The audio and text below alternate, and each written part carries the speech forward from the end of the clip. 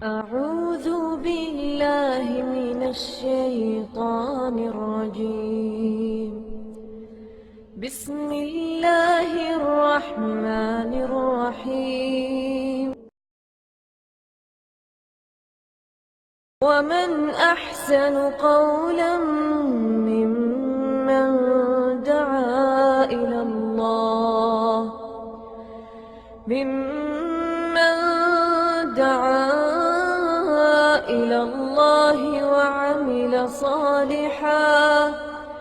وعمل صالحا وقال إنني من المسلمين.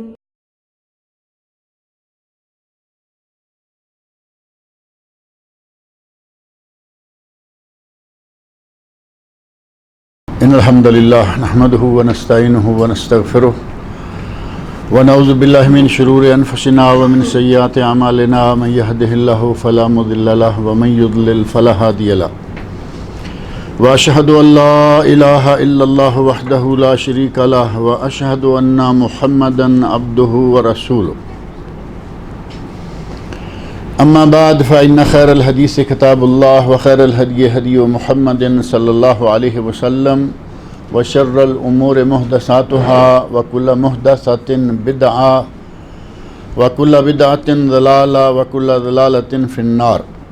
رب اشرح لي صدري ويسر لي أمري واحلل عقدة من لساني يفقهوا قولي. رب أعوذ بك من همزات الشياطين وأعوذ بك رب أن يحضرون. اعوذ باللہ السمیع العلیم من الشیطان الرجیم. قل انی امرت ان اعبد اللہ مخلصا لہ الدین وامرت لان اکون اول المسلمین.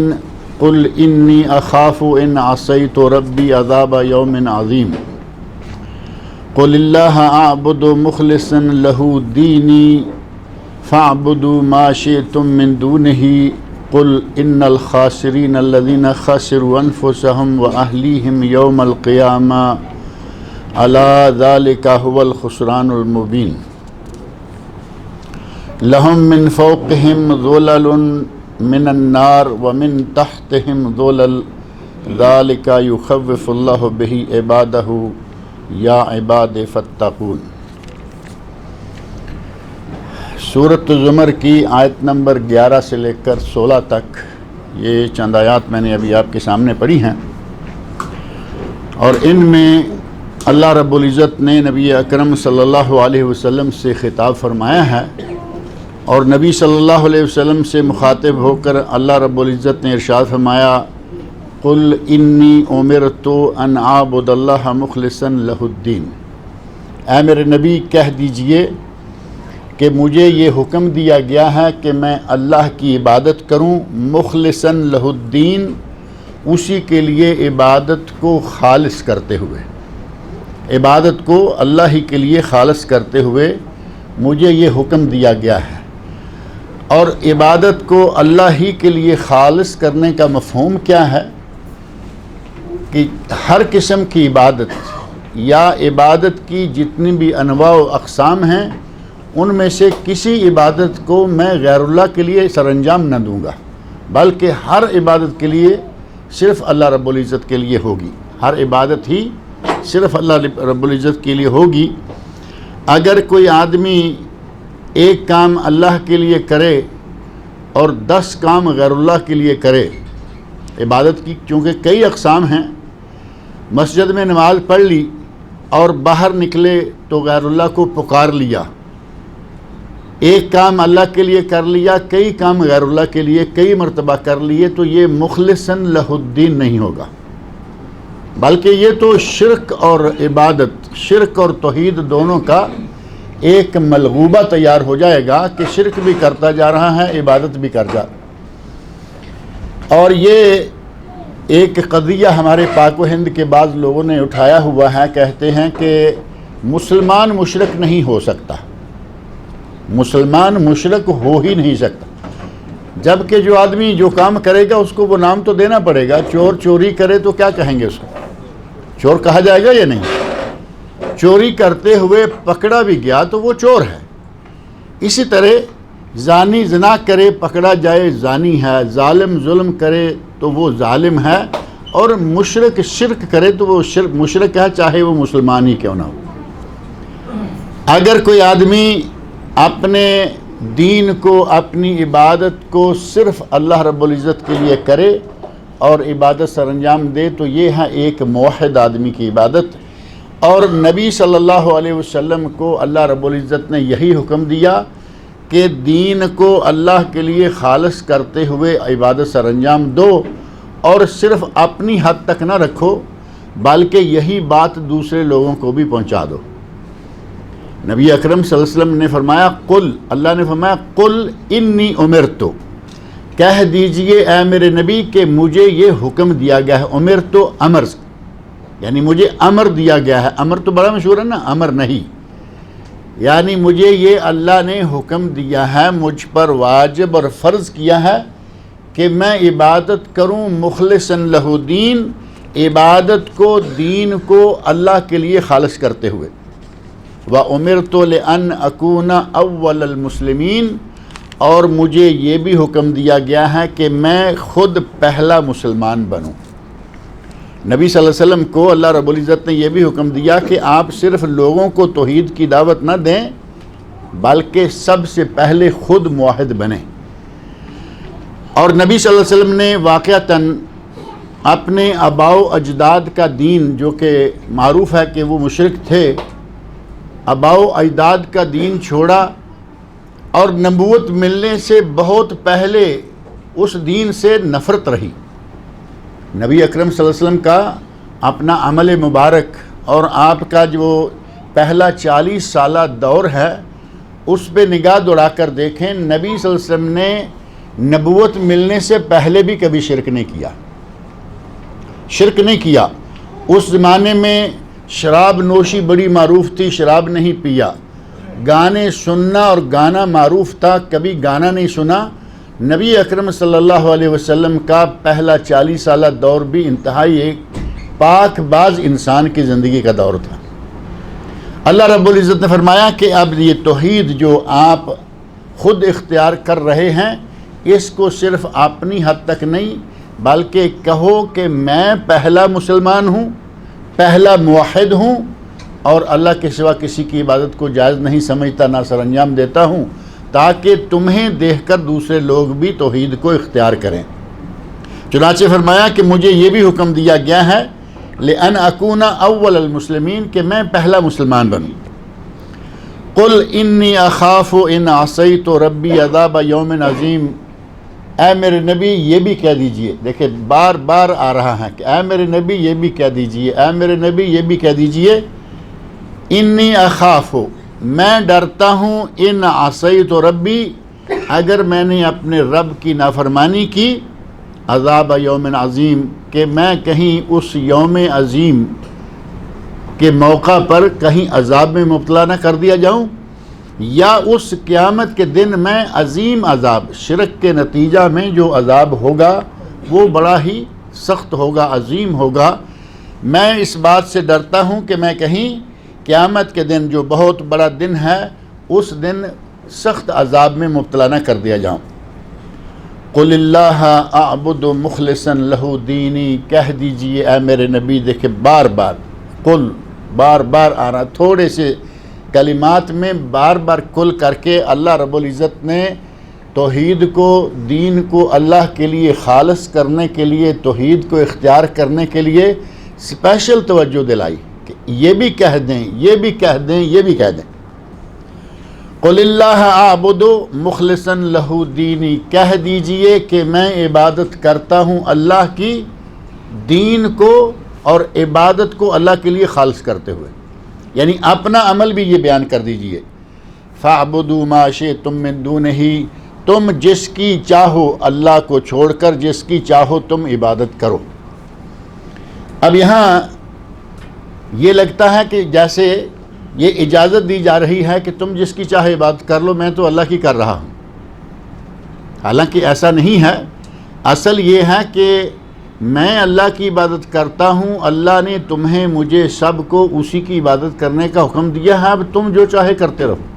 جب آدمی کہتا ہے کہ بھائی میں تو یہ کر رہا ہوں، تمہاری جو مرضی، میں نے بار بار تمہیں کہا کہ یہ جائز ہے، یہ صحیح ہے، جو تم کر رہے ہو غلط ہے، اور اگر تم پھر بھی نہیں سنتے، پھر بھی نہیں مانتے، تو پھر اس کا حل کیا ہوگا کہ جو چاہے کرو۔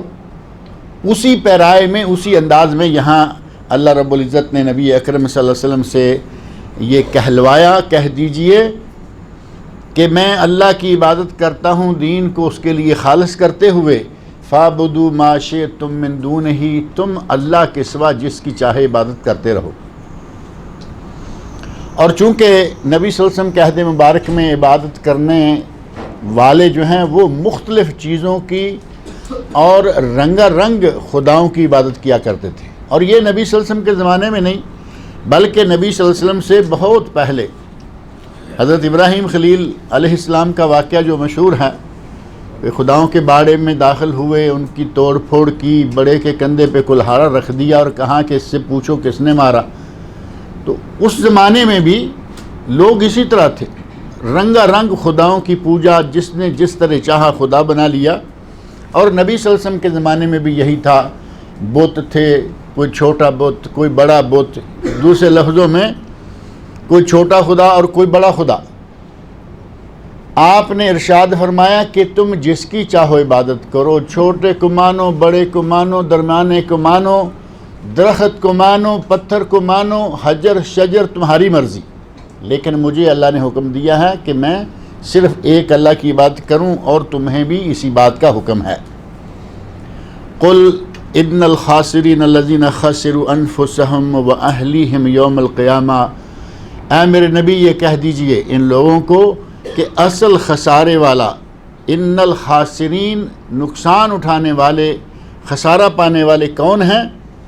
الذین خسروا انفسهم واہلیہم، جنہوں نے اپنے آپ کو، اپنی جانوں کو بھی اور اپنے اہل و عیال کو بھی خسارے میں مبتلا کر دیا۔ اصل نقصان اٹھانے والے کون ہیں؟ جنہوں نے اپنے آپ کو بھی، اپنی ذات کو بھی، اہل و عیال کو بھی نقصان میں مبتلا کر دیا۔ اصل خسارے والے وہ ہیں۔ الا ذالک هو الخسران المبین، الا، توجہ کرو، غور کرو، خبردار ہو جاؤ۔ الا کا معنی عموماً کیا جاتا ہے خبردار ہو جاؤ، یعنی توجہ کر لو، اچھی طرح یہ بات سمجھ لو۔ اور ساتھ ہی فرمایا ذالک هو الخسران المبین، سائی واضح اور کھلا نقصان اگر ہے تو وہ یہ ہے کہ تم اپنے آپ کو بھی ہلاکت میں ڈال لو، اپنے بیوی بچوں کو بھی ہلاکت میں ڈال لو، عزیز و اقارب رشتہ داروں کو بھی ہلاکت میں لے جاؤ۔ الخسران المبین، کھلا ہوا گھاٹا یا کھلا ہوا نقصان۔ اس کا ترجمہ یہ بھی کیا جا سکتا ہے کہ تم نے اپنے آپ کو دیوالا کر لیا ہے۔ دیوالا تو ہمارے مارکیٹ میں لفظ مشہور ہے نا، کہ کہتے ہیں فلاں کا دیوالیہ نکل گیا۔ اصل میں لفظ دیوالا ہے، اس کا دیوالیہ کیسے نکلتا ہے؟ مارکیٹ میں اس نے بزنس شروع کیا اور بزنس میں اس کو گھاٹا پڑا، نقصان ہوا، بلکہ اس کی رقم جو ہے وہ ڈوب گئی، جو بزنس کیا تھا وہ ساری رقم ڈوب گئی۔ اب ظاہر ہے کہ اس نے کچھ اپنی پاکٹ سے، جیب سے پیسہ لگایا، کچھ اس نے دوست احباب سے پکڑا، ایک بزنس کھڑا کیا تھا وہ سارا ڈوب گیا، بزنس میں لگایا پیسہ بھی ڈوب گیا اور لوگوں کے مطالبات بھی بڑھ گئے۔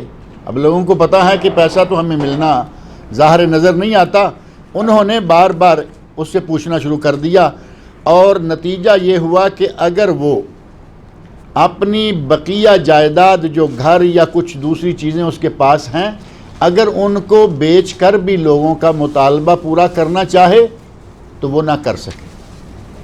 یہ ہے اس آدمی کا دیوالا نکلنا۔ اور عموماً کورٹ کچہری سے ایک آرڈر جایا کرتا ہے جس کو کہتے ہیں کہ اس کو اس کے گھر کی کرکی کا آرڈر ہو گیا ہے۔ یہ اسپیشل الفاظ ہیں کورٹ کچہریوں کے، اس کے گھر کی کرکی کا آرڈر ہو گیا۔ وہ کرکی کیا ہے؟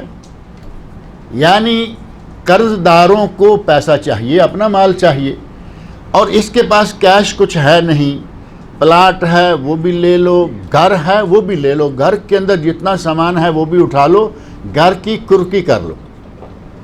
اللہ رب العزت نے فرمایا اگر صحیح معنوں میں کسی کی کرکی ہوتی ہے تو وہ یہ ہے کہ وہ خود بھی اور اپنے اہل و عیال کو بھی نقصان میں، خسارے میں اور عذاب میں مبتلا کر لے۔ اب اس سے بڑا نقصان اور کیا ہوگا؟ ایک آدمی نے اپنے آپ کو بھی نقصان میں ڈال لیا، اپنے گھر والوں کو بھی، اور جہاں تک اس کا اثر و نفوذ ہے، جہاں تک اس کی بات پہنچ سکتی ہے، وہاں تک وہ اپنی زندگی بھر کوشش کرتا رہا، دوسرے لوگوں کو بھی اس نے نقصان میں ڈال دیا۔ تو فرمایا صحیح معنوں میں اگر دیوالا ہے تو یہ ہے، اس آدمی کا دیوالا نکل گیا، اس آدمی کو کھلا ہوا نقصان ہو گیا۔ اب اس کام کا نتیجہ کیا ہوگا؟ دنیا میں تو ہم دیکھتے ہیں کہ جس کے گھر کی کرکی ہو گئی اور ساری دنیا میں ذلیل ہو گیا، سڑک پہ آ گیا، اور اللہ رب العزت نے ایسے آدمی کے لیے جس کا صحیح معنوں میں نقصان ہو گیا، شرک میں مبتلا رہا، خود بھی رہا، دوست و احباب کو بھی کیا، اہل و عیال کو بھی کیا، جس نے سب کو نقصان میں مبتلا کیا، ان کا پھر انجام کیا ہوگا؟ لہم من فوقہم ظلل من النار، ان کو اوپر سے آگ کے سائبان گھیرے ہوئے ہوں گے، اوپر سے آگ کے سائبان ہوں گے، ومن تحتہم ظلل، اور نیچے سے بھی آگ کے سائبان ہوں گے۔ اب نیچے سے آگ کے سائبان ہوں، اوپر بھی آگ کے سائبان ہوں، تو آدمی کہاں ہوگا؟ اوپر بھی آگ، نیچے بھی آگ، تو آ گیا نا آگ کے اندر۔ فرمایا کہ اس کو پھر اس طرح کا عذاب ہوگا کہ اس کے اوپر نیچے آگ ہی آگ ہوگی، اور یہ اس آگ میں جلے گا، یہ ہوگا اس کے لیے آخرت میں انجام۔ ذالک یخوف اللہ بہ عبادہ، یہ وہ عذاب ہے جس سے اللہ اپنے بندوں کو ڈراتا ہے کہ تم اس عذاب میں مبتلا نہ ہو جانا۔ ذالک، یہ عذاب ہے، یہ انجام بد ہے اس کا جو شرک میں مبتلا ہوگا، جو توحید کو چھوڑے گا اور رنگ رنگ خداؤں کی عبادت کرے گا۔ ذالک یخوف اللہ بہ عبادہ، یہ ہے وہ عذاب جس سے اللہ اپنے بندوں کو خوف دلاتا ہے، ڈراتا ہے۔ یا عباد، اے میرے بندو، یہ ہے اصل میں یا عبادی، اے میرے بندو، اور آگے ہے فتقونی، مجھ سے ڈرو۔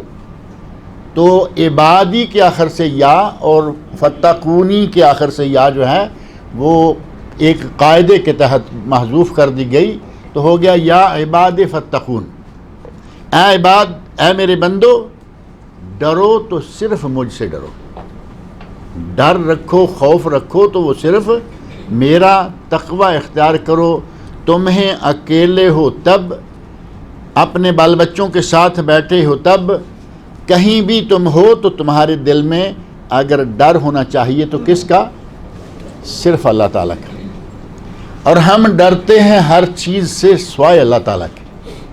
ہماری آج کی موجودہ پوزیشن جو ہے وہ یہی ہے کہ ہمیں ہر کسی سے ڈر آتا، چپکلی سے ڈر، کاکروچ سے ڈر۔ اب یہ کچھ چیزیں ہیں ڈرنے والی، چھوٹی چھوٹی چیزوں سے ڈر کے بھاگ نکلتے ہیں، نہیں ڈرتے تو اس خالق و مالک سے جو پوری کائنات کو بنا اور چلا رہا ہے، اس سے نہیں ڈرتے۔ جبکہ حکم یہ دیا گیا ہے یا عباد، اے میرے بندو، فتقونی، مجھ سے ڈرو۔ اور قرآن کریم میں اللہ رب العزت نے یہ بھی فرمایا نا کہ ڈرو صرف مجھ سے، اور یہ خاص طور پر قرآن کریم میں 1 2 نہیں 5 7 مقامات پر اسپیشل کہا گیا کہ کسی اور سے ڈرنے کی بجائے صرف مجھ سے ڈرو۔ اگر تقوی ہو تو صرف میرے ڈر کا تمہارے دل کے اندر احساس رہے۔ والذین اجتنبوا الطاغوت ان یعبدوها، وہ لوگ جو کہ طاغوت کی عبادت کرنے سے اجتناب کرتے ہیں۔ اجتناب کا لفظ اردو میں معروف ہے، وہی عربی میں بھی ہے یہ اجتناب۔ اور اجتناب کے لفظ کی جو روٹس ہیں، اگر آپ اس لفظ اجتناب کو لکھیں تو اس میں سے الف نکال دیں، پھر الف نکال دیں، تا نکال دیں، تو پیچھے کیا بچتا ہے؟ جنب، جنب بچتا ہے نا، جانب جسے ہم اردو میں کہہ لیتے ہیں، عربی بھی جانب لفظ موجود ہے۔ جانب کا معنی کہ اس کو ایک طرف چھوڑ دیں، الگ کر دیں، اس سے اجتناب کریں، یعنی اس کو چھوڑ دیں، اس سے دور رہیں۔ اجتناب کا معنی اصل میں اس سے دور رہنا، اس کو ایک جانب میں چھوڑ دینا۔ فرمایا والذین اجتنبوا الطاغوت ان یعبدوها، جو طاغوت کی عبادت کرنے سے اجتناب کرتے ہیں۔ والذین، وہ لوگ، اجتنبوا الطاغوت، جنہوں نے اجتناب کیا طاغوت سے، ان یعبدوها، کہ وہ اس کی عبادت کریں، وانابوا الی اللہ، اور خالص اللہ کی طرف رجوع کر لیا، دل و جان سے انابت، رجوع الی اللہ، یعنی ہر کسی کو چھوڑ کر صرف اللہ کے ساتھ لو لگا لی، یہ ہے انابت الی اللہ۔ فرمایا کہ انہوں نے طاغوت کو چھوڑا، اس کی عبادت کو ترک کیا اور اللہ کے ساتھ لو لگا لی، اللہ کی طرف رجوع کر لیا۔ لہم البشریٰ، ان کے لیے خوشخبری ہے۔ کس چیز کی؟ ان کے لیے جنت کی خوشخبری ہے، نعمتوں کی خوشخبری ہے۔ فبشر عباد، اے میرے نبی میرے بندوں کو بشارت دے دیجئے کہ ان کے لیے آخرت میں فوز و فلاح کی خوشخبری ہے۔ اب یہاں جیسے اجتناب ہے، اسی طرح لفظ طاغوت ہے۔ طاغوت کا معنی ایک تو طاغیہ لفظ ہے، طاغیہ کا معنی سرکش، طاغیہ اور داعیہ۔ حضرت موسیٰ علیہ السلام کے مقابلے میں طاغیہ تھا اور موسیٰ علیہ السلام داعیہ تھے۔ داعیہ کا لفظ تو یہاں مشہور ہے نا، یہ دعوت و ارشاد میں جو کام کرنے والے لوگ ہیں ان کو داعیہ کہا جاتا ہے۔ موسیٰ علیہ السلام داعیہ تھے اور مقابلے میں طاغیہ، یعنی وہ ایک سرکش انسان تھا۔ ایک سرکش انسان صرف طاغیہ نہیں ہو سکتا، بلکہ اس سے بھی بڑھ کر طاغوت وہ کب بنتا ہے؟ سرکشی ایک گناہ ہے کہ آدمی کسی کی نافرمانی کرے، اللہ کی نافرمانی کرتے ہوئے غیر اللہ کی بھی عبادت کرے تو یہ ہو گیا طاغیہ، سرکش۔ اور ایک آدمی خود اپنی عبادت کروانے پر خوش بھی ہو۔ ایک ہے جو غیر اللہ کی عبادت کر رہا ہے، اللہ کو چھوڑ کر غیر اللہ کی عبادت میں مصروف ہے، یہ سرکش ہو گیا، اللہ کی نافرمانی کر رہا ہے۔ اور ایک اپنی عبادت کروانے پر خوش ہے، وہ تو سرکش سے آگے بڑھے گا یا نہیں؟ وہ تو سراسر ظالم ہو گیا۔ یہ ہے طاغوت۔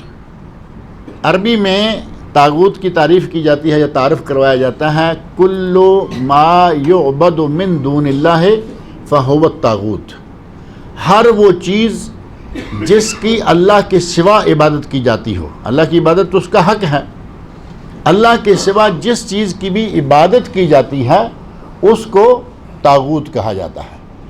اور طواغیت یا طاغوت کا انجام جہنم ہے، اور ان میں سے طواغیت میں سے ایک طاغوت فرعون خود بھی ہے، کیونکہ وہ عبادت کرواتا تھا، اپنے آپ کو رب کہلواتا تھا، انا ربکم الاعلی، میں تمہارا اعلیٰ رب ہوں۔ اور وہ طواغیت بھی ہیں جو ہمارے یہاں پاک و ہند میں اپنی عبادت کو پسند کرتے ہیں، چاہتے ہیں کہ لوگ ان کی عبادت کریں۔ آج کل آپ کچھ کلپس دیکھ رہے ہوں گے، ٹیلی ویژنوں کے پر دکھائے جاتے ہیں، اور واٹس ایپ وغیرہ تو بہت دیتے رہتے ہیں۔ باقاعدہ لوگ جا کر کہیں کوئی داڑھی والا ہے، کہیں کوئی بغیر داڑھی کے ہے، باقاعدہ جا کر وہاں ان کے قدموں میں سجدہ کرتے ہیں، یہ دیکھتے ہوں گے آپ۔ اب ایک آدمی فوت شدہ ہے، وہ مر گیا، وہ نیک آدمی تھا، اس کو دفن کر دیا گیا، لوگوں نے اس کی قبر پہ سجدے کرنے شروع کر دیے، اس کا کوئی گناہ ہے؟ اس کا کوئی گناہ نہیں۔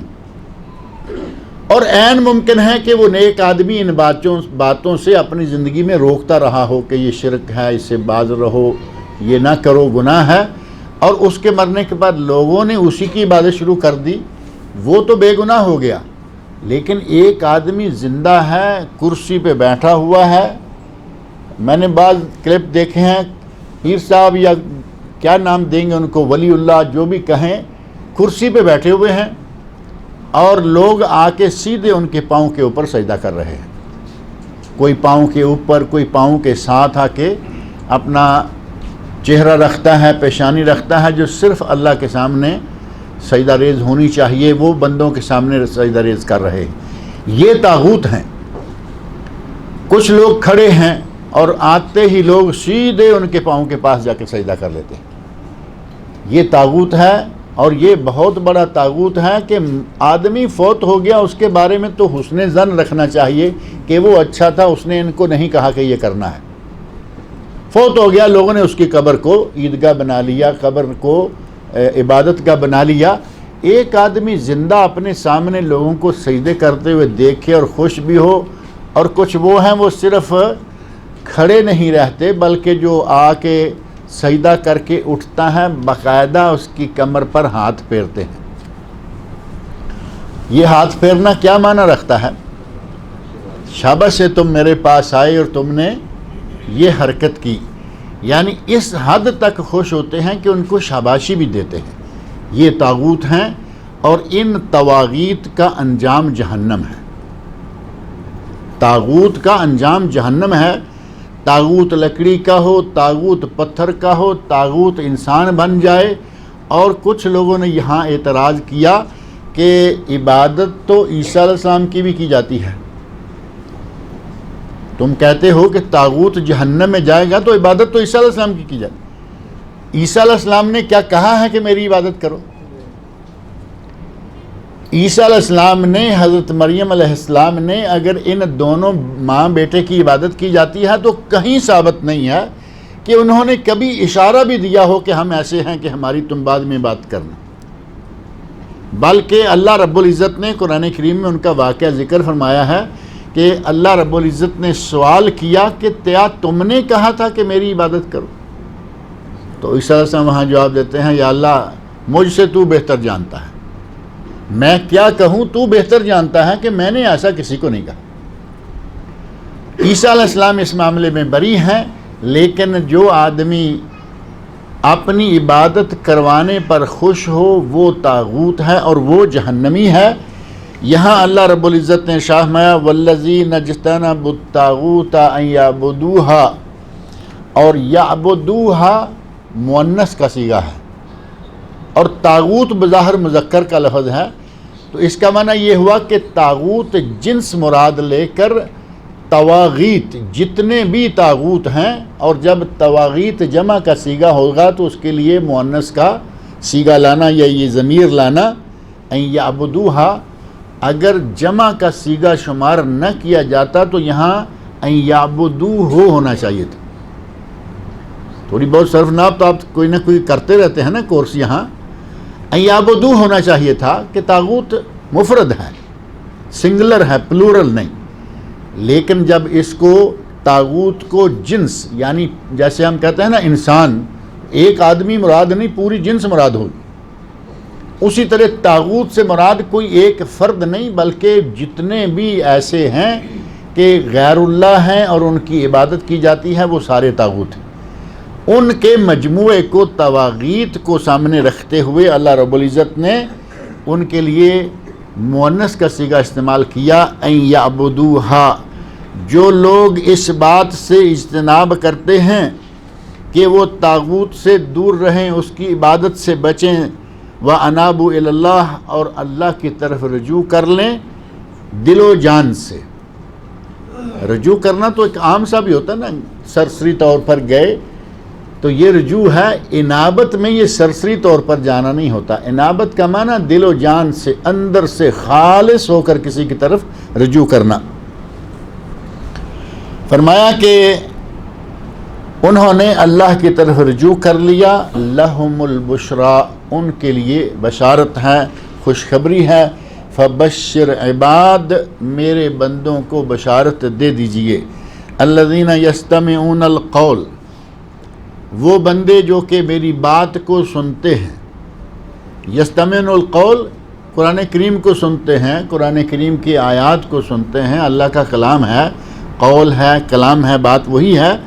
فَيَتَّبِعُونَ أَحْسَنَهُ، یستمعون القول، جو میری بات سنتے ہیں، فَيَتَّبِعُونَ أَحْسَنَهُ، اور اس میں سے اچھی بات کو قبول کرتے ہیں، اس کی پیروی کرتے ہیں۔ اب یہاں تھوڑا سا غور کرنے والے کو تھوڑا سا شک ہوتا ہے کہ اللہ کے باتوں میں سے اچھی بات کو مانتے ہیں، پیروی کرتے ہیں، کوئی غیر اچھی بات بھی ہو سکتی ہے، لگتا ہے نا یہ بات کہ اللہ نے فرمایا کہ جو لوگ یستمعون الذین یستمعون القول، جو لوگ بات سنتے ہیں، فیتبعون احسنہ، اور ان میں سے جو اچھی بات ہے اس پر عمل کرتے ہیں، اس کی پیروی کرتے ہیں، تو قرآن تو سارا ہی اچھا ہے، قرآن تو سارا ہی اچھا ہے، اس میں سے اچھی بات کی پیروی کا معنی کیا ہوگا؟ تو اصل میں احسنہ سے مراد یہ ہے کہ وہ آیات جو کہ محکم ہیں، واضح ہیں، جن میں کسی قسم کا کوئی شک و شبہ نہیں ہے، ان کی پیروی کرتے ہیں، اور جو متشابہ ہیں اس کو فوری طور پر غلط معنوں کی طرف نہیں لے جاتے۔ آپ دیکھیں گے جتنے بھی جاہل فرقے ہیں، اسلام سے پھرے ہوئے لوگ ہیں، باطل فرقے ہیں، قرآن کریم کی ان آیات کو لیں گے جو متشابہ ہیں، جن میں کچھ شک و شبہ ہے، جو کلیئر نہیں ہے، ان کو چھوڑ کے، کلیئر باتوں کو چھوڑ کر وہ ان کے پیچھے لگ جائیں گے۔ اللہ رب العزت فرمایا کہ میرے بندے وہ ہیں جو کلیئر باتیں ہیں ان پہ عمل کرتے ہیں، متشابہ کے پیچھے نہیں بھاگتے۔ ایک بات یہ، دوسری بات یہ کہ اگر دو چیزوں میں ان کو اختیار دیا جائے تو ان میں سے بھی جو اچھی ہے اس کو اختیار کر لیتے ہیں۔ اب دو چیزوں میں اختیار کا معنی کیا ہے؟ ایک آدمی سے کوئی قتل ہو گیا، گناہ ہو گیا، قتل ہو گیا، جان بوجھ کر کیا، غلطی سے ہو گیا، قتل خطا یا قتل عمد، ان دونوں کی سزا موجود ہے۔ قتل خطا میں قصاص نہیں ہے، یعنی قتل خطا میں جان کے بدلے جان نہیں، لیکن دیت ہے، بلڈ منی ہے۔ اور جو قتل عمد ہے، جان بوجھ کر قتل کیا، ثابت ہو جائے کہ اس نے جان بوجھ کر قتل کیا ہے، تو جو مالک ہیں، وارث ہیں اس مقتول کے، ان کو حق حاصل ہے کہ وہ کہیں کہ ہمیں اس کو قتل ہی کروانا ہے۔ یہ ہے قصاص، النفس بالنفس، جان کے بدلے جان۔ یہاں اس کو حق ہے کہ جان کے بدلے جان لے لے۔ اب یہاں اللہ رب العزت نے النفس بالنفس کہا، جان کے بدلے جان لے سکتے ہو، دانت کے بدلے دانت، کان کے بدلے کان، آنکھ کے بدلے آنکھ، والجروح قصاص، زخم کے بدلے زخم۔ زخم کا قصاص ہے کہ جتنا زخم اس نے دیا تم دے سکتے ہو، اور تم دے سکتے ہو کا معنی یہ بھی نہیں ہے کہ اس نے مارا اور آپ نے فوری طور پہ چاقو نکالا اور آپ نے بھی گھونپ دیا، یہ تو پھر جنگل کا قانون ہو گیا نا۔ قاضی کے ذریعے باقاعدہ کیس کر کے آپ اس کو دانت تڑوائیں، آنکھ اس کی نکلوائیں، کان کٹوائیں، جو بھی ہوگا، لیکن باقاعدہ سرکاری طور پر قاضی کے فیصلے کے ساتھ ہوگا۔ یہی النفس بالنفس میں بھی ہے۔ ایک نے گولی مار دی، دوسرے نے اس کے کو مار دی، کیا لڑائی ختم ہو جائے گی؟ اب تو لڑائی شروع ہو گئی، اور یہ وہ لڑائیاں ہیں جو کہ عہد جاہلیت میں تھیں۔ قرآن کے نازل ہونے سے پہلے معمولی بات پہ لڑائی شروع ہوتی اور چلتی ہی رہتی، اور کئی سال، دسیوں سال ایک لڑائی شروع ہوتی اور چلتی رہتی۔ کبھی اس کا مارا گیا، کبھی اس کا مارا گیا۔ جب ساری تاریخ نکال کے دیکھی کہ یہ لڑائی شروع کیوں ہوئی تھی، تو پتہ چلا کہ ایک پانی کے گھاٹ پہ دو قبیلے آ گئے تھے، دونوں کے اونٹ پانی پینے لگے، تو ایک نے کہا پہلے میرا اونٹ پانی پیے گا پھر تمہارا۔ صرف اسی بات پہ جھگڑا ہوا، قتل ہوا، دسیوں سال وہ لڑائی جو ہے وہ چلتی رہی۔ یہ جاہلانہ دور جو ہے وہ گزر گیا۔ آج اگر کوئی قتل کرتا ہے تو فوری طور پر اس کے قاتل کو قتل کرنے کی یا اس کے خاندان کے کسی فرد کو قتل کرنے کی اجازت نہیں ہے، بلکہ باقاعدہ کورٹ کچہری کیس فیصلہ، جب قاضی فیصلہ دے گا تو سرکاری آدمی اپنے ہاتھ سے اس کو قتل کرے گا۔ جو یہاں گردن اتاری جاتی ہے اس کو مالک نہیں اتارتے، یا جو وارث ہیں وہ نہیں اتارتے، بلکہ گورنمنٹ کی طرف سے جو جلاد مقرر ہے وہ گردن اتارتا ہے۔ یہ انداز جو ہے وہ اختیار کرنا ہے۔ اللہ رب العزت نے اس سارے اختیار کے بعد فرمایا اگر تم معاف کر دو تو بہت ہی اچھا ہے۔ تو اس کا معنی یہ ہوا کہ اللہ رب العزت نے اختیار دے کر پھر معاف کرنے کو اچھا قرار دیا. اللہ کے بندے اس اچھے کو اختیار کرتے ہیں. اب تو میرا حال بالکل کلیئر ہو جاتا ہے نا کہ اللہ کے کلام میں سے اچھے کو کلام سنتے ہیں اور جو اچھا ہے اس پر عمل کرتے ہیں.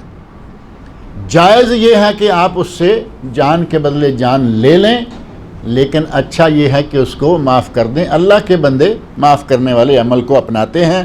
اسی طرح عزیمت اور رخصت دو چیزیں ہیں، ان میں سے وہ لوگ عزیمت یعنی ایک کام کی گنجائش کریں یا نہ کریں، دینی کام ہے، دینی خدمت ہے، کریں آپ کی مرضی نہ کریں آپ کی، وہ کرتے ہیں تاکہ خدمت جو ہے اس کا حق ادا ہو جائے. اسی طرح جو بھی قرآنی آیات ہیں، خاص طور پر جو مشتبہ آیات ہیں، ان کے پیچھے نہیں بلکہ واضح آیات کے پیچھے لگتے ہیں اور ان پر عمل کرتے ہیں. فرمایا الذین یستمعون، یہ کون ہیں؟ جب فرمانا فبشر عباد، میرے بندوں کو بشارت دے دیجئے. یہ اللہ کے بندوں کے اوصاف میں سے ایک وصف ہے. الذین یستمعون القول، جو لوگ بات سنتے ہیں، فیتبعون احسنہ، اور اس میں سے جو بہترین بات ہوتی ہے اس پر عمل کرتے ہیں، اس کی پیروی کرتے ہیں. اولئک الذین ھداھم اللہ، یہی وہ لوگ ہیں جنہیں اللہ نے ہدایت دے رکھی ہے. یعنی جو آدمی اچھی باتوں پہ عمل کرتا ہے اسے اللہ رب العزت نے ہی ہدایت دی ہے. وَأُولَئِكَ هُمْ أُولُو الْأَلْبَابِ، اور یہی ہیں جو کہ عقل والے ہیں.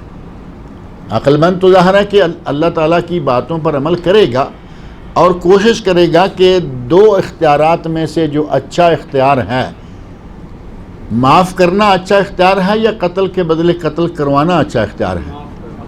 معاف کرنا ہی اچھا اختیار ہے. اچھے اختیار کو وہ پسند کرتے ہیں اور اپناتے ہیں. افمن حق علیہ کلمۃ العذاب، کیا وہ شخص جس پر اللہ کی طرف سے عذاب کا کلمہ حق ہو چکا ہے، یعنی جسے عذاب ہوگا، اللہ کے کلمہ میں یہ چیز موجود ہے کہ اسے عذاب دیا جائے گا اس کے کرتوتوں کے نتیجہ میں. افانت تنقذ من فی النار، کیا تم اسے بچا سکتے ہو جسے اللہ جہنم میں ڈالنا چاہے؟ نبی اکرم صلی اللہ علیہ وسلم سے یہ خطاب ہے. ہمارے بارے میں تو یہ ہو بھی نہیں سکتا نا. نبی صلی اللہ علیہ وسلم کو اللہ مخاطب کر کے کہہ رہے ہیں کہ جسے میں جہنم میں ڈالنا چاہوں تم بچا سکتے ہو.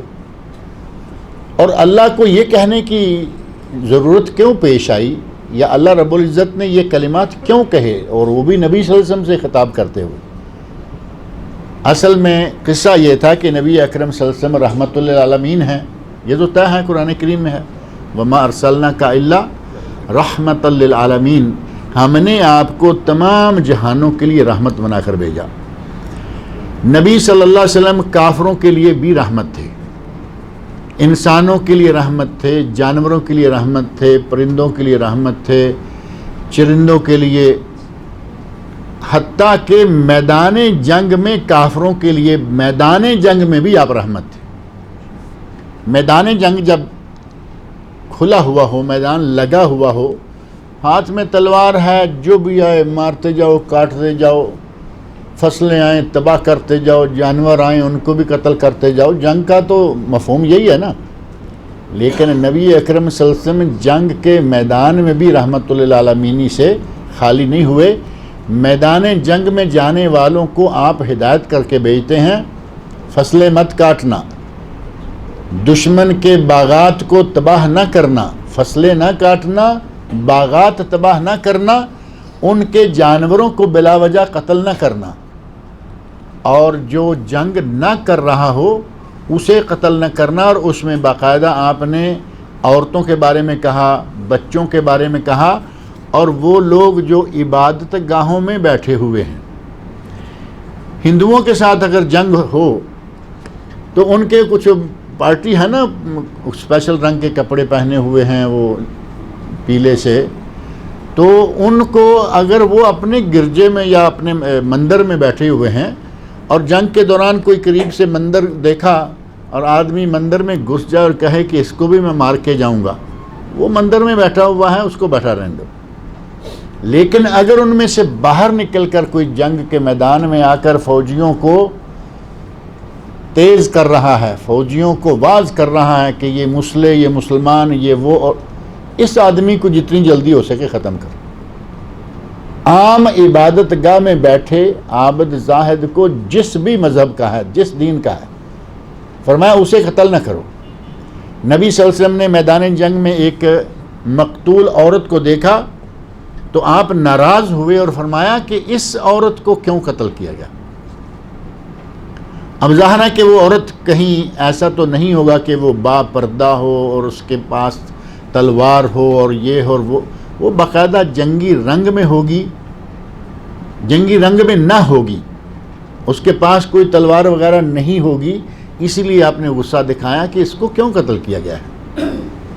بچوں کو، بوڑھوں کو، عورتوں کو، عابدوں کو قتل کرنے سے رحمت للعالمین ہے نا۔ نبی صلی اللہ علیہ وسلم یہ چاہتے تھے کہ یہ بڑے بڑے کافر بھی جہنم میں نہ جائیں۔ ابو جہل ہے وہ جہنم میں نہ جائے۔ آپ کے دل سے یہ خواہش ہوتی تھی کہ جتنے ابو جہل، کچھ تو آپ کے گھر میں بھی ایسے لوگ تھے نا، ابھی ابو لہب ہیں، اللہ نے آسمان سے صورت بھیج کر پکا کر دیا، اسی طرح دوسرے لوگ ہیں، وائل بن عمر بن آس بن وائل سہمی، جو نبی اکرم صلی اللہ علیہ وسلم کا سخت گستاخ تھا، عتبہ، شیبہ اور ابو لہب کے بیٹے جنہوں نے نبی اکرم صلی اللہ علیہ وسلم کے ساتھ گستاخیاں کی، بڑے بڑے گستاخ اور زبان دراز لوگ تھے، بڑی بڑی اذیتیں دینے والے تھے، لیکن آپ کا دل چاہتا تھا کہ یہ بھی کہیں جہنم سے بچ جائیں، جہنم کی آگ سے بچ جائیں۔ اللہ نے فرمایا میرے نبی تم اپنے آپ کو کیوں ہلکان کرتے ہو؟ یہ وہ لوگ ہیں جن کے کرتوتوں کے نتیجہ میں ان کے لیے جہنم طے ہو چکی ہے، ان کے لیے میں نے جہنم طے کر رکھی ہے، تم ان کو کیسے بچا سکتے ہو؟ ان معنوں میں اس آیت کو آپ سمجھیں، آفمن حق علیہ کلمۃ العذاب، کیا وہ شخص جس پر عذاب کا کلمہ طے ہو چکا ہے، ثابت ہو چکی ہے جن کے لیے عذاب کی بات، افانت تنقذ من فی القبور، تو کیا آپ اسے جہنم سے بچا دیں گے؟ من فی النار، کیا تم اسے آگ سے بچا لو گے؟ جو آدمی آگ کے اندر ڈال دیا گیا، کیا اس کو تم وہاں سے نکال لو گے؟ اسے تم بچا نہیں سکتے۔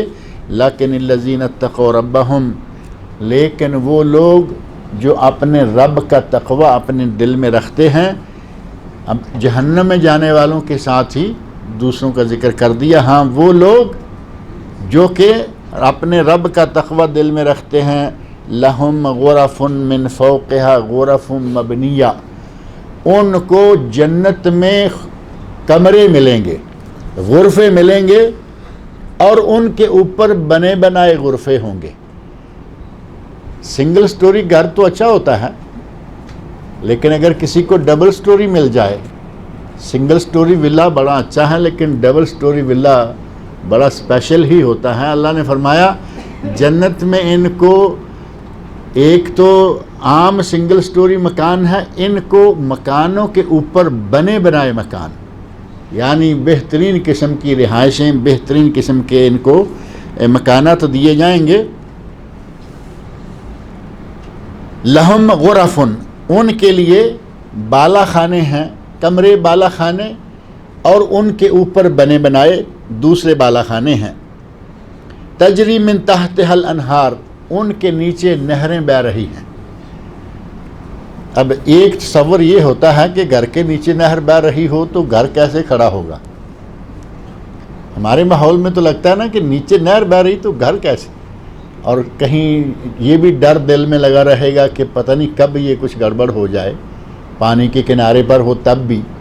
لیکن وہاں اللہ رب العزت کا نظام ہے جس میں کسی قسم کا کوئی خدشہ نہیں ہے، اور نیچے کا معنی کوئی یہ بھی نہیں ہے کہ نیچے والی منزل میں، یعنی بالا خانے ہیں، مناسب جگہ پر پانی موجود ہے، اس کی نہریں بہہ رہی ہیں۔ اور عربوں میں خاص طور پر اس آیت کو آپ جہاں یہ آیات نازل ہو رہی تھی اس مقام کے تناظر میں دیکھیں گے تو پانی کی نہروں کے بہنے کا بہت مزہ آئے گا۔ قرآن کہاں نازل ہوتا رہا؟ مکہ مکرمہ میں اور پھر بقیہ 10 سال مدینہ منورہ میں۔ مکہ مکرمہ کا ماحول آپ لوگوں کے سامنے ہے سب کے۔ اللہ تعالیٰ نے توفیق دے رکھی، عمرے کرتے ہیں، حج کرتے ہیں۔ جن کو اللہ نے ابھی تک توفیق نہیں دی، اللہ ان تمام مسلمانوں کو بھی حج و عمرہ کرنے کی توفیق عطا فرمائے۔ وہاں آپ دیکھتے ہیں بیت اللہ چاروں طرف جدھر مرضی گھوم کے چلے جائیں، کوئی باغ نہیں، کوئی کھیت نہیں، کچھ نہیں، پہاڑ ہی پہاڑ ہے۔ اب ایسی جگہ پہ رہنے والے آدمی کو کہا جائے کہ تمہارے گھر کے پاس سے نہر بہہ رہی ہوگی، پانی کی، میٹھے پانی کی، دودھ کی نہر چل رہی ہوگی، شہد کی نہر، مزہ آئے گا یا نہیں؟ اب اس ماحول کو دیکھیں تو اس آیت کو سمجھنا اور بھی آسان ہو جاتا ہے۔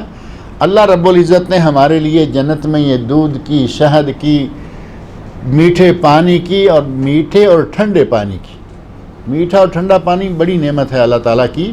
میٹھے سے مراد یہ بھی نہیں ہے کہ اس میں شکر ڈالی ہوئی ہو، جو اصل پانی کا، صحیح پانی کا ٹیسٹ ہے وہ میٹھا ہے، اور اگر وہ صحیح معنوں میں ٹھنڈا ہو، جتنا ٹھنڈا کوئی برداشت کر سکتا ہے اتنا ٹھنڈا وہ پانی ہو تو وہ بہت ہی مزیدار ہوتا ہے۔ کبھی کبھی ایسا ہے کہ آپ پانی پینا چاہتے ہیں اور پانی دیا گیا آپ کو، آپ نے ایک گھونٹ بھرا، دیکھا کہ بہت ٹھنڈا، زیادہ ٹھنڈا ہے۔ اب آپ پی تو جائیں گے لیکن مزہ نہیں آئے گا۔ دوسرا کوئی گلاس کسی موقع پر ملے، پانی کا گلاس آپ کے ہاتھ میں ہے، آپ نے گھونٹ بھرا، تو اس میں سے آپ کو جتنی ٹھنڈک چاہیے وہ نہیں مل رہی، بلکہ وہ تھوڑا کم ٹھنڈا ہے، مزہ پھر بھی نہیں آئے گا۔ کچھ لوگ ہیں وہ کافی ٹھنڈا پینے کے شوقین ہوتے ہیں، ان کو وہ مزہ دے گا، جن کو کم ہے وہ دے گا۔ اگر ٹھنڈا حسب ضرورت، سادہ میٹھا پانی ہو، یقین مانیں کہ اللہ رب العزت کی یہ بہت ہی بڑی نعمت ہے۔ اور قرآن کریم میں اللہ رب العزت نے پہلی قوموں کے اور آخر تک قرآن کریم کے نازل ہونے تک کی قوموں کے لیے میٹھے پانی کو ایک بہترین نعمت شمار کیا، میٹھا اور ٹھنڈا پانی۔ تو اللہ رب العزت نے فرمایا کہ ان کو مکان ملیں گے، بالا خانے ملیں گے، ان کے اوپر بنے بنائے بالا خانے ملیں گے، تجری من تحتہا الانہار، ان کے نیچے نہریں بہہ رہی ہوں گی۔ وعد اللہ، یہ اللہ کا وعدہ ہے، یعنی یہ کوئی کسی کی بڑھ نہیں ہے کہ بات کی اور گئے، وعدہ کیا اور پورا نہیں کیا۔ اور کبھی کبھی ہمارے سیاسی لوگ جو ہیں وہ وعدہ بھی ایسا کرتے ہیں، جلسہ ہے، جلسے پہ ان کو بلایا گیا ایز اے جلسے کے صدر کے طور پر، ایز اے پریزیڈنٹ بلایا گیا، تو پریزیڈنٹ کی کرسی پہ جب اٹھ کے اپنی تقریر کرتے ہیں، پتہ ہے کہ یہ دینی ادارہ ہے مثلا، یا کوئی کھیل کود کا اسٹیڈیم ہے، تو اٹھتے ہوئے کہیں گے جی میری طرف سے اس ادارے کے لیے اتنے لاکھ، وہ اعلان کیا، لوگوں نے تالیاں ماری اور وہ، یہ صاحب گئے، نہ کیش نہ چیک، کچھ بھی دے کے نہیں گئے۔ اب کون کہے گا کہ ادھر آؤ، پہلے تم نے اعلان کیا تھا، پیسے دے کے جاؤ؟ کسی کو ضرورت نہیں ہے یہ، اور کبھی ملا نہیں۔ کچھ کہیں دیتے ہیں، نہیں تو عموماً یہ جو سیاسی بیان ہے یہ بہت چلتا رہتا ہے۔ اللہ رب العزت فرمایا کہ یہ جو تمہیں ہم کہہ رہے ہیں وعد اللہ، یہ اللہ کا وعدہ ہے، لا یخلف اللہ المیعاد، اور اللہ اپنے وعدوں کی خلاف ورزی نہیں کرتا۔ اللہ نے جو وعدہ کیا ہے اس کو پورا کرتا ہے، وہ اپنے وعدوں کی خلاف ورزی نہیں کرتا۔ الم تری ان اللہ انزل من السماء ماء، کیا آپ دیکھتے نہیں ہیں کہ اللہ آسمان سے پانی نازل کرتا ہے، بارش ہوتی ہے، فَسَلَكَهُ يَنَابِيعَ فِي الْأَرْضِ، اور پھر اسے زمین میں چشموں، سوتوں اور نہروں کی شکل میں بہا دیتا ہے۔ ینابی، یمبو، یمبو یہاں ایک شہر کا نام بھی ہے نا، یمبو، اصل میں یمبو ہے، اور یمبو کا معنی ہے چشمہ، جہاں سے نیچے سے پانی نکلے۔ اللہ نے فرمایا کہ ہم آسمان سے پانی نازل کرتے ہیں، اور پھر اس کے بعد اس پانی کو مختلف شکلوں میں، کہیں چشمے کی شکل ہے، کہیں سوتے کی شکل ہے، کہیں وہ دریاب نہر کی شکل میں چل رہا ہے، پانی کی مختلف شکلیں جو ہیں ان میں اللہ اس پانی کو چلاتا ہے فی الارض زمین میں، آسمان سے پانی نازل کیا، زمین میں مختلف شکلوں میں اسے چلایا، ثم یخرج بہ زرعا مختلفا الوانہ، اس پانی کے ساتھ پھر اللہ زمین سے مختلف رنگوں کی زراعت، مختلف رنگوں کی بوٹیاں، مختلف رنگوں کی فصلیں اور مختلف رنگوں کے باغ اگاتا ہے۔ یہ ساری چیزیں پانی سے اگتی ہیں نا، بارش کے نتیجہ میں جو پانی آتا ہے مختلف رنگوں کے، اس کے ذریعے پھل، پودے اور غلے پیدا ہوتے ہیں۔ ثم یہی جو فتراہ مصفرن، وہ پکتے ہیں اور پھر آپ دیکھتے ہیں کہ وہ پیلے ہو جاتے ہیں، یعنی آہستہ آہستہ پکنا اور پھر سکنا شروع ہو جاتے ہیں۔ ثم یجعلہ حطاما، اور پھر ان کو وہ کچرا کر دیتا ہے، ان کو ختم کر دیتا ہے۔ حطام کا معنی بھس جس کو کہتے ہیں، بھس کیا ہے؟ فجعلہ کعصف معکول ہے نا، الم تر کیف آخر میں، کھایا ہوا چارہ، بھس پڑی ہوئی ٹوٹی پھیٹی کچرا قسم کی چیزیں۔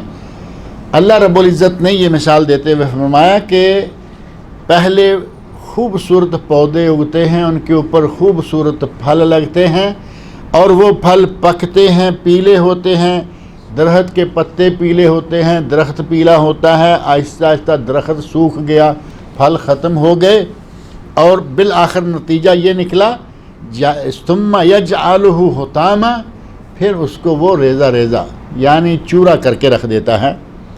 ان فی ذلک لذکری لأولی الالباب، اس میں نصیحت ہے، اس میں سبق ہے عقل والوں کے لیے۔ اب اس آیت پہ اگر غور کریں تو اس میں سے ہمیں سبق کیا ملتا ہے؟ اللہ نے فرمایا کہ میں آسمان سے پانی نازل کرتا ہوں، اس کو سوتوں، چشموں، نہروں، دریاؤں کی شکل میں زمین میں بہاتا ہوں۔ پانی ایک ہی ہے نا، پانی ایک ہی ہے جو اوپر سے آیا، چشموں میں، سوتوں میں، نہروں میں، دریاؤں میں وہی پانی چل رہا ہے، پانی وہی ایک ہے۔ لیکن جب وہ کھیت میں گیا، کھیتوں میں سے ایک کھیت میں گندم اگا رہی، دوسرے میں چاول ہے، تیسرے میں جو ہے، چوتھے میں جوار ہے، پانچویں میں یہ ہے، ساتویں میں وہ ہے، ادھر گیا ایک میں آم لگے ہوئے ہیں، ایک میں مالٹے ہیں، ایک میں سیب ہیں، ایک میں انگور، پانی تو وہی ہے نا۔ فرمایا پانی وہی، اور رنگا رنگ پھل اور پودے اور رنگا رنگ قسم کے غلے اسی ایک پانی سے اللہ رب العزت پیدا کرتا ہے، اور پھر یہ ایک بہار دکھا کر آہستہ آہستہ خزاں کی طرف لوٹ آتے ہیں۔ خوبصورت پتے ہوتے ہیں، پھل لگے ہوتے ہیں، اور وہی درخت 2-3 مہینے کے بعد سوکھے ہوئے نظر آتے ہیں، یعنی معاملہ ختم ہوتا نظر آیا۔ اور درخت کی بھی ایک عمر ہوتی ہے، پھر ایک عمر کے بعد جیسے فصلوں کے پودے ختم ہو جاتے ہیں، اسی طرح درخت بھی ختم ہو جاتے ہیں، اور پھر ان کو اللہ چورا چورا کر دیتا ہے، ریزہ ریزہ کر دیتا ہے۔ اللہ نے مثال دے کے ہمیں سمجھایا کہ یہ دنیا اسی طرح ہے، یہ دنیا کبھی ہمیشہ نہیں رہنے والی۔ جس طرح اللہ کے حکم سے خوبصورت فصلیں ہوتی ہیں، خوبصورت پھل ہوتے ہیں، اور پھر وہی درخت ختم ہو کے چورا چورا ہو جاتے ہیں، اسی طرح یہ دنیا کی زندگی ہے۔ آج اس کو کمال ہے، کل اس کو زوال ہے۔ آج تم ہو، کل نہیں ہوگے، آج تم جوان ہوگے، کل بوڑھے ہو جاؤ گے، پرسوں۔ آگے تو جانے کو کسی کا جی نہیں چاہتا نا، آج جوان ہو کل بوڑھے، تو پرسوں کیا ہوگا، گئے۔ اللہ رب العزت نے فرمایا کہ تمہارے لیے سبق ہے، تمہاری آنکھوں کے سامنے پودا اگتا ہے، ایک بہار دکھا کے ختم ہو جاتا ہے۔ اسی طرح بچہ پیدا ہوتا ہے، ایک بہار دکھا کے ماں باپ کو، اور خود بہاریں دیکھ کر ختم ہو جاتا ہے۔ زندگی یہی ہے۔ اللہ رب العزت نے اس مثال کے ساتھ ہمیں سمجھایا کہ دنیا بے ثبات، دنیا کا کوئی سر پاؤں نہیں ہے، یہ تھوڑے وقت کے لیے ہے۔ کوئی بچپن میں ہی موت کے منہ میں چلا جاتا ہے، کوئی جوان ہو کے مر جاتا ہے، کوئی ذرا اور آگے جا کے اور کچھ بیچارے تو مرنا چاہتے ہیں مر نہیں پاتے. اللہ تعالیٰ کسی کو ایسی موت بھی نہ دے. مرنا چاہتے ہیں مرتے نہیں. ایسی بیماریوں میں، ایسی مشکلات میں، ایسی تکلیفوں میں مبتلا ہو جاتے ہیں. گھر والے بھی چاہتے ہیں یاسین پڑھو اس کے سرانے آ گئے. ہم نے یہ بھی ایک نسخہ بنا رکھا ہے کہ جو مرتا نہیں اس کے سرانے یاسین پڑھو تاکہ جان چھوٹے.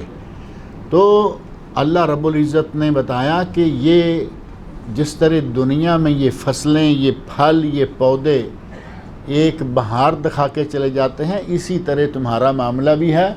لیکن یہ سبق کون لے گا؟ ہر آدمی کے بس میں تو نہیں ہے نا کہ یہ سبق حاصل کر لے. فرمایا کہ یہ سبق لے گا ان فی ذالک لذکر لأولی الالباب. اس میں عقل والوں کے لیے سبق ہے. اس سے اگر کوئی درس حاصل کر سکتا ہے تو وہ عقل والا. اور ہم الحمدللہ سارے عقل والے ہیں یا نہیں؟ الحمدللہ سارے عقل والے ہیں. ہمیں اس سے درس حاصل کرنا چاہیے کہ یہاں دنیا میں کسی کو ہمیشہ بیٹھے نہیں رہنا. اگر کوئی آدمی آیا ہے 100 سال، 200 سال، 900 سال، 1000 سال، 2000 سال، اس یہاں سے جانا ہی جانا ہے. اور جہاں جانا ہے وہاں جانے کے بعد پھر واپسی نہیں ہے. وہاں سے اتنی کوششیں کی جائیں گی کہ یا اللہ ایک مرتبہ جانیں، ایک مرتبہ دیکھ ہم کیا کرتے ہیں. وہاں ون وے ٹکٹ ہے، جاؤ تو پھر وہاں سے واپسی کوئی نہیں ہے. اللہ رب العزت مجھے اور آپ سب کو قرآن کریم پڑھنے، سننے، سمجھنے اور اس کے احکام پر عمل کرنے کی توفیق عطا فرمائے.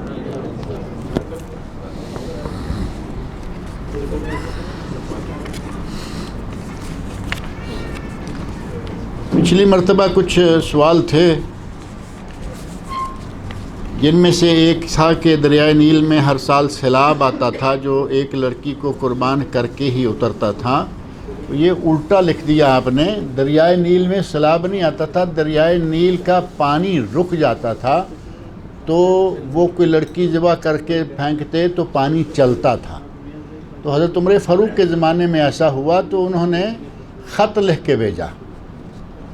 یہاں سے خط بھیجا مصر میں، اور خط میں ایڈریس کس کو کیا گیا تھا؟ نیل کو. بادشاہ کو نہیں، نیل کو. نیل کو خط لکھا کہ اگر تو اللہ کے حکم سے چلتا ہے تو چلو، اور اگر تو اپنی مرضی سے چلتا ہے تو ہمیں تمہاری ضرورت نہیں ہے. تو اس نے چلنا شروع کر دیا تھا. ایک زمانہ ایسا گزرا کہ دریا مانتے تھے، جانور مانتے تھے. جنگل میں جا کے صحابی نے اعلان کیا کہ یہاں محمد رسول اللہ کے سپاہیوں کا آج ڈیرا ہے، جانور جنگل چھوڑ کر چلے گئے. آج ہم دعائیں مانگتے ہیں، ہماری قبول نہیں ہوتی، اس میں ہمارا اپنا قصور ہے، کسی اور کا نہیں ہے. تو یہ واقعہ جو ہے یہ معروف ہے. البتہ اس کو کہا گیا کہ کیا یہ حدیث صحیح ہے؟ حدیث چونکہ نبی صلی اللہ علیہ وسلم کے یہ بعد کا واقعہ ہے، لہذا اس کو حدیث رسول کے ضمن میں نہیں شمار کیا جا سکتا. دوسرا سوال یہ ہے کہ منافق کی 3 نشانیاں ہیں یا 4؟ نبی صلی اللہ علیہ وسلم نے ایک حدیث میں فرمایا 3 اور ایک میں فرمایا 4. تو جس میں زیادہ ہیں اس کو لے لیں. 3 تو اس کے اندر آ گئی آٹومیٹک. آیت المنافق ثلاث، ایک حدیث میں ہے کہ منافق کی 3 نشانیاں ہیں، اور دوسری حدیث میں ان 3 کے ساتھ ہی ایک چوتھی کا ذکر کر دیا. اذا حدث کذب، جب بات کرے تو جھوٹ بولے. اذا وعد اخلف، جب وعدہ کرے تو وعدہ خلافی کرے. واذا اؤتمن خان، اور جب اسے امانت دی جائے تو خیانت کرے. 3 ہو گئی نا. ان 3 کے ساتھ دوسری حدیث میں چوتھی بھی ہے، اور وہ ہے کہ جب وہ ناراض ہو، کسی کے ساتھ جھگڑا ہو جائے تو گالی گلوچ پہ اتر آئے. فرمایا اگر کسی میں 4 ہی پوری ہو گئیں، جتنی پوری ہوں گی اسی مناسبت سے، اسی پرسنٹیج سے وہ منافق ہوگا. یعنی ایک آیت اس میں ایک نشانی ہے تو 25%، 2 ہیں تو 50%، 3 ہیں 75%، اور اگر 4 ہو گئی تو 100%، یعنی میا منافق. تو یہ 4 نشانیاں ہیں، 3 نہیں ہیں. ایک صاحب نے اپنے بیٹے کا نام محمد راسخ رکھا ہے، کیا یہ اچھا نام ہے؟ اچھا نام ہے. راسخین فی العلم، یعنی علم میں پختہ. یہ قرآن کریم میں الفاظ موجود ہیں، تو اسی میں سے راسخین کا مفرد جو ہے وہ راسخ ہے۔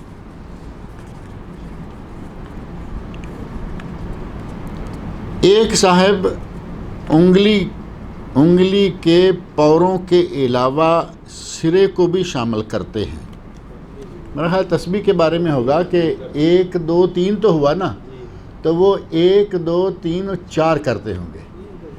اب یہ گنتی آپ کی اپنی مرضی ہے، لیکن اس سنت کے مطابق یہ گنتی لگتا ہے کہ تھوڑی ہٹ جائے گی، کیونکہ انگلی میں 3 پورے ہوتے ہیں۔ پورے ہیں، اب آپ یہاں سے لے کے یہاں تک آئیں، پورا پورا ہو گیا۔ اب آپ یہاں لے کے، تو یہاں پورا تو چوتھا ہے نہیں ہے، لہذا 3 پورے ہیں، 3 ہی رکھیں تو یہی بہتر ہے۔ لیکن اگر کوئی تسبیح چھوڑ کر یہ کرتا ہے تو تسبیح سے یہ بہتر ہے، کیونکہ تسبیح کا کوئی ثبوت ہی نہیں نا۔ یہ ہاتھ تو ہے، کم از کم انگلیاں ہیں، جس طرح وہ گنتا ہے گن لے، کوئی حرج نہیں انشاءاللہ۔ اس تسبیح سے بہتر ہے، اور اس سے بہتر یہ ہے کہ وہ 3 3 کر کے 15، اور پھر 3 3 کر کے 15، اور پھر 3 کر کے یا 4 کر کے 33 اور 34 کرے۔ ایک سوال جو کہا کہ یہ انڈیا سے کیا گیا ہے، اور اس میں پی ایف پروویڈنٹ فنڈ یا پینشن، کہتے ہیں کہ کیا یہ پینشن لینا جو ہے یہ صحیح ہے، اور آگے پھر لکھا ہے کہ کیا اس ڈپارٹمنٹ میں پی ایف یعنی پروویڈنٹ فنڈ کے ڈپارٹمنٹ میں کلرک یا اکاؤنٹنٹ کے طور پر کام کرنا جائز ہے۔ تو پہلی بات یہ ہے کہ پینشن، جس کو راتب تقاعدی کہا جاتا ہے، کہ ریٹائرمنٹ کے بعد جو تنخواہ ملتی ہے وہی پینشن ہے نا۔ اس کے بارے میں علامہ صالح فوزان حفظہ اللہ سعودی عرب کے بڑے معروف علماء میں سے ہیں، ان سے پوچھا گیا تو انہوں نے کہا کہ یہ مواطن کا حق ہوتا ہے۔ یہ مواطن جو یعنی یہاں کا فرد ہے تو یہاں کا مواطن ہوگا نا۔ کسی آدمی کا اپنے ملک پر اس کی خدمت کے نتیجہ میں پینشن لینا اس کا حق ہے، لہذا جائز ہے۔ یہی فتویٰ بعض دیگر علماء نے دیا، اور یہی فتویٰ جو ہے وہ بالتفصیل جو یہاں کا دارالافتاء ہے وہاں سے بھی ثابت ہے۔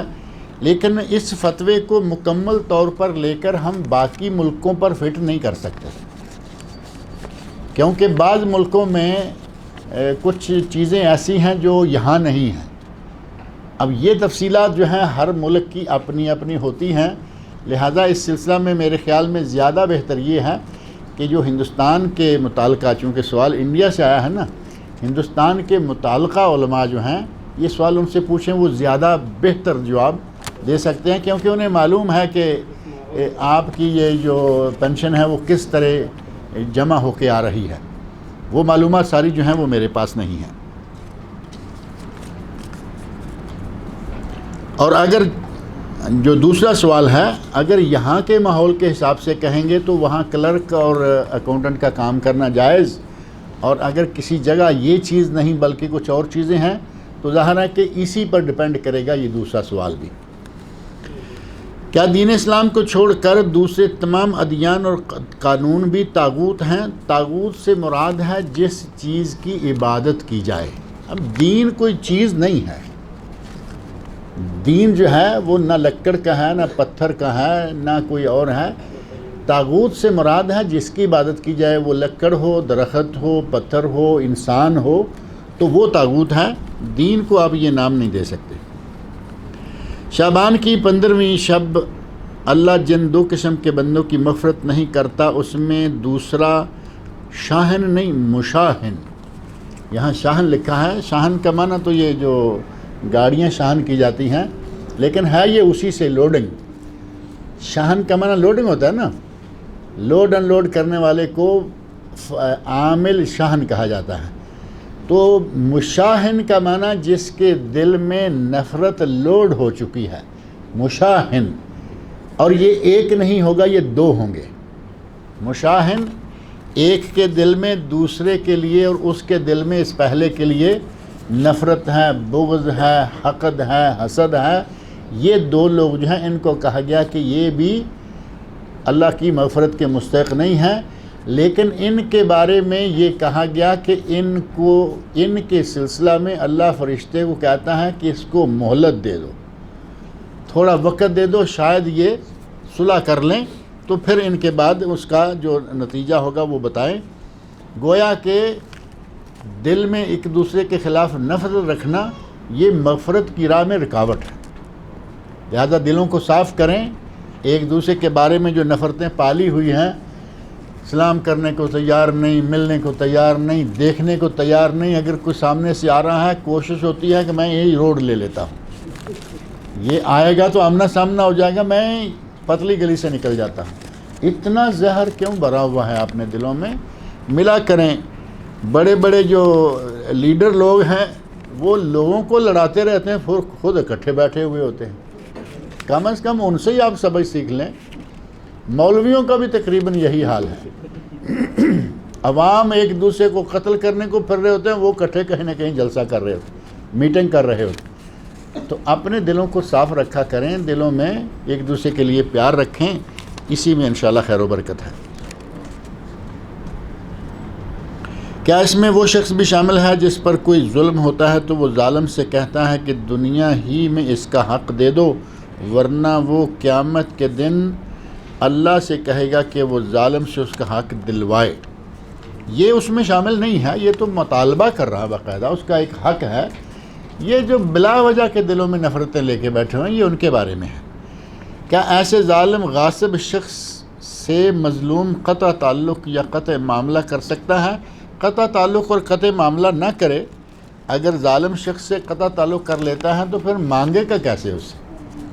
اپنا حق مانگنے کے لیے راستہ کھلا رہنا چاہیے نا، لہذا قطع تعلقی والی بات نہ کریں، آپ اس کے ساتھ تعلق رکھیں اور موقع بموقع اسے اللہ کا خوف دلاتے رہیں۔ کیا معلوم کب اللہ کے اس کے دل میں اللہ کا ڈر آ جائے اور وہ آپ کا پیسہ یا جو بھی ہے وہ ادا کر دے۔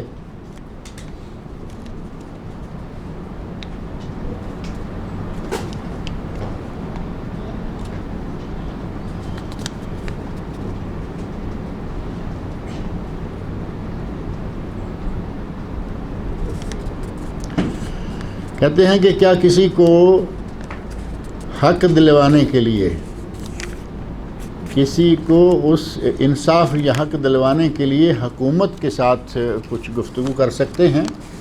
تو ظاہر ہے کہ کسی کو حق دلوانے کے لیے اگر حکومت کے ساتھ آپ رابطہ کرتے ہیں، پہلے نمبر پہ آپ خود کوشش کریں، آپ کے دخل دینے سے، آپ کے تھوڑا اس معاملے میں انٹرفیئر کرنے سے معاملہ حل ہو جاتا ہے الحمدللہ۔ اور اگر آپ کا معاملہ اس طرح حل نہیں ہو رہا، آپ کی کوشش سے نہیں ہو رہا، تو آپ اس کو مشورہ دے سکتے ہیں کہ بھائی یہاں لڑنے کا تو فائدہ نہیں، بہتر یہ ہے کہ محکمہ میں جاؤ، کورٹ میں جاؤ اور جا کے اپنا حق طلب کرو۔ اور یہاں ہمارے ملکوں کی نسبت یہ بہت اچھا ہے، ہمارے یہاں ایک مرتبہ پیسہ مانگا، 2 مرتبہ مانگا، تیسری مرتبہ چاقو نکال لیا۔ تو دیکھتے ہیں نا دیتے کیوں نہیں، اور کیا نتیجہ ہوگا؟ پیسہ ملے نہ ملے، کوئی قتل ہو گیا یا کچھ نہ کچھ زخم ہو گیا، معاملہ خراب ہو گیا نا۔ یہاں ایسا بہت شاذ و نادر ہوگا، پیسے کا لین دین چل رہا ہے لیکن سیدھے طریقے سے 1 مرتبہ 2 مرتبہ مانگا، وہ آرام سے نہیں دے رہا، کہاں بھائی میں پھر محکمہ جاتا ہوں۔ اچھے لوگ کہتے ہیں نہیں محکمہ نہیں جاؤ، میں دے دیتا ہوں، اور جو ایسے ویسے ہوتے کہتے ہیں جاؤ محکمہ جاؤ، حکومت جاؤ، بادشاہ کے پاس جاؤ، میں نہیں دیتا، تو پھر ان سے محکمہ دلاتا ہے۔